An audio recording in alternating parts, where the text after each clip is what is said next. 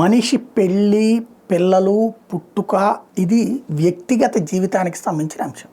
కానీ దాంట్లో ప్రభుత్వాలు జోక్యం చేసుకుని అధిక సంతానం కనొద్దు, ముగ్గురు అసలే వద్దు, ఇద్దరు ముద్దు, ఇద్దరు వద్దు, ఒక్కళ్ళ ముద్దు అంటూ అందరినీ మార్చారు.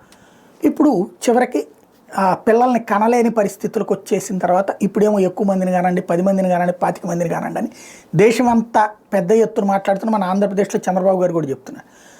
తమిళనాడులోనేమో ఒక మహిళ 9 మందిని కందట, 10వ బిడ్డను కనడానికి రెడీ అయిందట, ప్రెగ్నెన్సీ వచ్చిందట, ప్రభుత్వం కనద్దని చెప్తోందట. చివరికి అధికారులను పంపించి కనద్దని చెప్పేసి స్టాలిన్ ప్రభుత్వం చెప్పుకొచ్చినటువంటి సంఘటన తమిళనాడులో నామక్కల్ జిల్లా పెరియకొల్లపట్టిలో జరిగిందట. పెరియకొల్లపట్టికి చెందిన రోజుకూలి గోపి సంగీత, 35 ఏళ్ళు సంగీతకి, 40 ఏళ్ళు గోపికి.